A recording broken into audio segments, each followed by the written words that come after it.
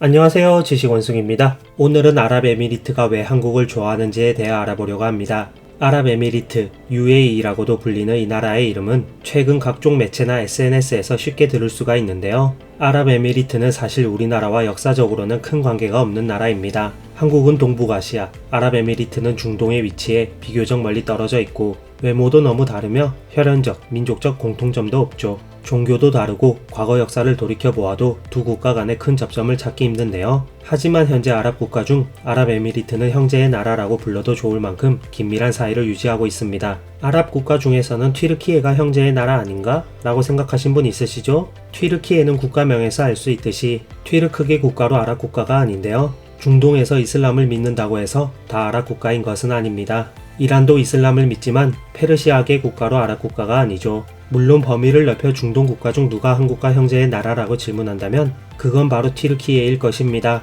6.25 전쟁 시절 한국이 가장 힘든 시기일 때 크게 도와준 국가이니까요. 어찌되었던 아랍 국가 중에서는 아랍에미리트와 가장 가깝게 지내고 있습니다. 한국과 경제 교류뿐만 아니라 문화, 산업, 군사적인 교류도 동시에 진행되는 상당히 특이한 국가죠. 여러분들은 아랍에미리트 하면 어떤 이미지가 떠오르시나요? 영국 축구리그 맨체스터 시티의 구단주인 만수르의 나라, 석유 많이 나는 나라, 초고층 빌딩으로 유명한 두바이, 중동 제1의 항공사인 에미레이트 항공, 한국과 아시아 축구 예선에서 자주 붙는 나라, 이 정도의 이미지만 떠오르실 거예요. 우리는 아랍에미리트에 대해서 잘 모르기 때문에 아랍에미리트가 어떤 국가인지에 대해 간략하게만 소개해드리겠습니다. 아랍에미리트는 국가명에서 알 수 있듯이 아랍 국가로서 이슬람교를 믿고 있는 국가입니다.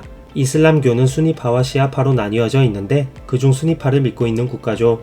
아랍에미리트는 사우디아라비아, 오만과 육상 국경을 접하며 카타르, 이란과 해상 국경을 접하고 있습니다. 아랍에미리트는 앞서 말씀드린 것처럼 산유국으로 중동의 부국 중 하나인데요. 한국의 1인당 GDP는 31,940달러, 아랍에미리트의 1인당 GDP는 39,810달러로 4만 달러에 육박해 우리나라보다 더 높습니다. 물론 인구수가 우리나라의 5분의 1 정도인 950만 명 정도밖에 되지 않아 국가 체급은 꽤 차이 나는 편이죠. 아랍에미리트의 무디스 국가신용 등급은 매우 높은 수준인데요. 2019년 기준 AA2를 유지하고 있습니다. 이는 한국의 2019년 기준의 무디스 국가신용 등급과 같은 등급이죠. 아랍에미리트는 전형적인 산유국으로 수출의 대부분을 석유에 의지하는데요. 세계 6위의 석유 매장량을 자랑하며 돈이 상당히 많습니다. 원유 매장량은 981억 배럴이라고 하는데 이는 전세계 매장량의 11%를 차지한다고 하죠. 아랍에미리트는 석유 수출로 번 돈을 국가 산업에 투자하는데요. 두바이에서는 관광, 서비스 산업 등을 육성하고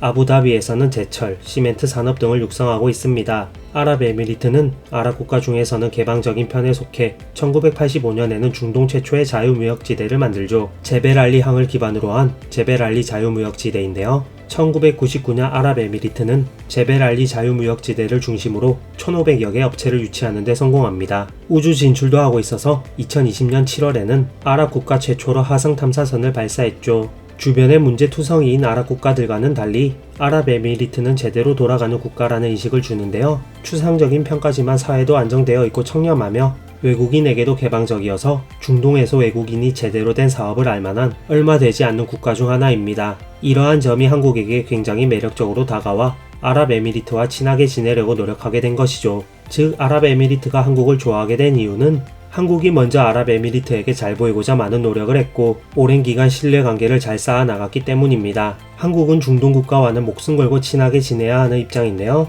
우리나라는 석유가 생산되는 나라가 아니기 때문입니다. 수출로 먹고 사는 나라인 대한민국은 석유 없이는 아무것도 할 수 없죠. 석유 가격이 올라가거나 내려가면 서민들의 생활 물가에 즉각적인 영향을 주는데요. 그래서 대한민국 사람들도 유가에 굉장히 예민하게 반응합니다. 대한민국의 생존을 위해 중동 국가와 사이좋게 지내는 게 굉장히 중요하죠. 그 중동 지역 국가 중 아랍에미리트는 이스라엘과 함께 미래의 장기적 발전 가능성이 제일 높다고 한국은 판단했는데요. 다른 중동 산유국과는 달리 왕가와 공무원들이 유능한 편입니다. 현 대통령인 무함마드 빈 자이드 알나얀도 유능하고 그의 동생인 만수르 빈 자이드 알나얀도 상당한 비즈니스 감각을 지닌 사업가이자 투자가죠. 이슬람 전통을 고수하는 주변 중동 국가와 달리 아랍에미리트는 현대적 국가로 발전 중인데요. 첨단 과학기술이나 서구권 문화, 가치관에도 관심이 높습니다. 중동 국가 최초로 남성들의 출산 휴가를 도입했고 모든 상장 기업에 대해 여성 임원을 최소 1명 이상 두도록 의무화하는 조치를 취했죠.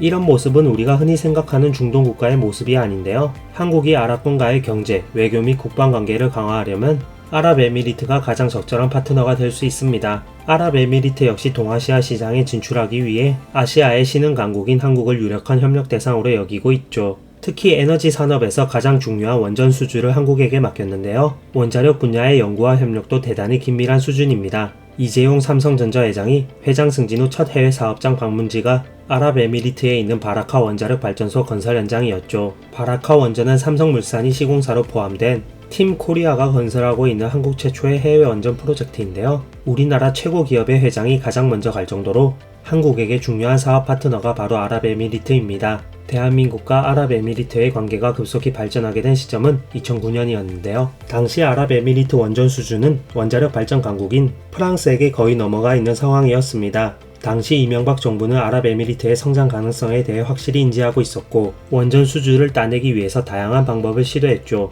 그 중 하나가 바로 군사협정이었는데요. 대한민국 특전사로 이루어진 아크 부대를 파병한다는 조건이었습니다. 아랍어로 아크는 형제를 뜻하죠. 배우 송중기 씨가 출연한 태양의 후예라는 드라마의 모티브가 된 부대가 바로 이 아크 부대입니다. 아크 부대 파견은 한국 아랍에미리트 관계에 쐐기를 박는 사건이 되는데요. 경제적 협력만으로는 친해지는 데 한계가 있습니다. 하지만 군사적 협력까지 더해지면 국가 간의 친밀도가 확 올라가게 되죠. 우리가 튀르키예에 대해 특별한 감정을 가지고 있는 것도 6.25 전쟁 때 도와준 것 때문이지 않겠습니까? 2018년 3월 아랍에미리트를 공식 방문한 문재인 전 대통령은 아크 부대는 대한민국 군의 자랑이자 한국과 아랍에미리트 협력의 상징이라고 했는데요. 아크 부대의 존재로 양국은 특별 전략적 동반자 관계로 발전했고 형제 국가가 되었다고 말했습니다. 그리고 코로나 사태 때 아랍에미리트는 한국에 의리 있는 모습을 보여주었는데요. 한국에서 코로나 감염자 집계가 높아지자 각국에서 한국인 입국 금지를 걸었을 때 마지막까지 제한을 걸지 않은 나라가 아랍에미리트였습니다. 이러한 신뢰에 보답하기 위해 코로나가 전 세계적인 대유행이 되었을 때 한국산 방역 물품을 지원받을 1순위 국가도 아랍에미리트였죠. 2023년 1월 14일 윤석열 대통령 역시 신년 첫 해외 순방으로 아랍에미리트를 방문하였는데요. 이재용 삼성전자 회장, 정의선 현대차그룹 회장, 최태현 SK 회장 등 주요 재벌 총수를 포함한 여러 장관들도 동행했습니다. 대한민국 대통령 전용기가 아랍에미리트 영공에 진입하자 아랍에미리트 공군 전투기 4대가 따라와 전용기 좌우로 호위하기도 했죠. 윤석열 대통령도 아크 부대를 방문해 우리의 형제국가인 아랍에미리트의 안보는 바로 우리의 안보라고 강조했습니다. 정상회담에서 양국은 기존의 특별 전략적 동반자 관계를 최고 수준으로 발전시켜 나가기로 했는데요. 방문 기간 중 약 40여 개의 MOU가 체결되었을 뿐만 아니라 아랍에미리트 국부 펀드 등이 에너지, 원전, 수소, 태양광, 방산 등 한국 기업에 300억 달러, 하나 약 37조 원에 달하는 투자를 하는 것으로 결정되었습니다. 300억 달러는 아랍에미리트 역사상 최대 규모의 투자죠. 또한 우리나라의 석유 공급 차질 시에는 아랍에미리트로부터 400만 배럴의 원유를 우선 공급받기로 약정했는데요. 동시에 원전 수출 허가 절차도 간소화되어 수출 허가 기간이 6개월가량 단축될 전망입니다.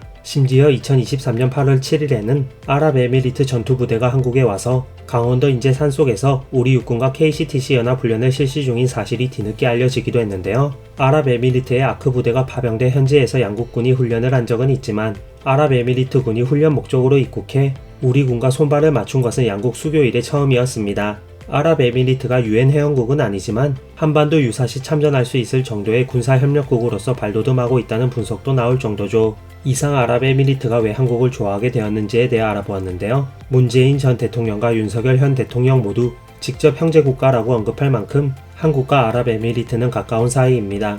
우리가 군부대를 파견할 만큼 엄청난 노력을 했기에 아랍에미리트의 마음을 얻을 수 있었죠. 최근 중동 국가들은 석유 수출 외에도 다양한 방식으로 수익을 창출하기 위해 사업을 진행하고 있으니 앞으로도 한국은 아랍에미리트와 좋은 관계를 유지해 서로에게 많은 이득을 줄 수 있는 일들이 많이 발생하면 좋겠습니다. 다른 중동 국가들도 그 모습을 보면 우리와 친해지고 싶어 하지 않을까요? 이상 지식원송이었습니다.